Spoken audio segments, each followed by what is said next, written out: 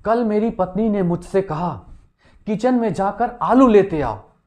मैं किचन में गया और बोला यहां तो कहीं भी आलू दिख ही नहीं रहे हैं। तो वो मुझसे कहती है तुम तो हो ही एक नंबर के कामचोर, कोई भी काम ढंग से नहीं कर सकते।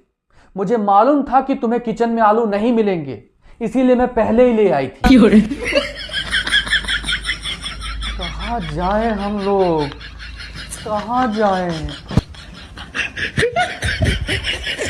अगर आपकी पत्नी आपका कहना नहीं मानती तो इसमें टेंशन लेने वाली कोई बात नहीं है, क्योंकि किसी की भी नहीं मानती।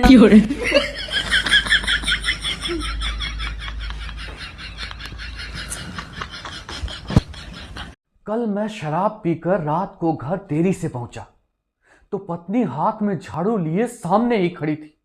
मैंने कहा कितना काम करोगी तुम, लाओ ये झाड़ू मुझे दो।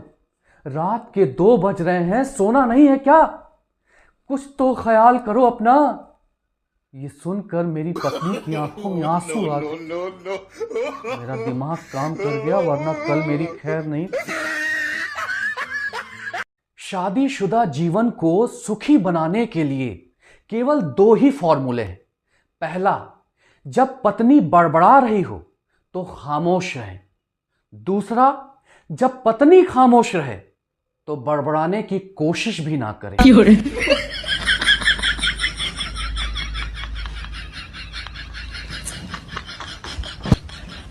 कल जब मैं सुबह मंदिर गया तो मैंने देखा कि एक आदमी भगवान से शिकायत कर रहा था।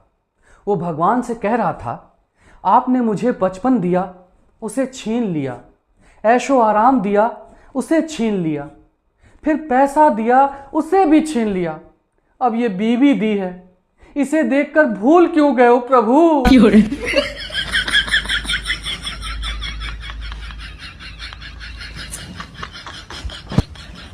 एक बार मेरी पत्नी मुझे डॉक्टर के पास ले गई और डॉक्टर से कहती है डॉक्टर साहब मेरे पति नींद में बोलने लगे हैं, मैं क्या करूं?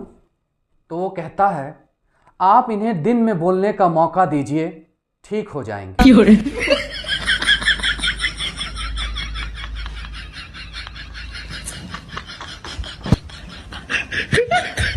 भाई साहब, आज तक मेरी समझ में एक बात आई ही नहीं कि मैं जब ग्रेजुएशन में पढ़ रहा था तो मेरे साथ में बहुत सी लड़कियां भी पढ़ती थी। आज मेरी उम्र बढ़ते बढ़ते 30 हो गई है, पर वो लड़कियां आज भी 21 की ही हैं। ये कैसा चमत्कार है प्रभु?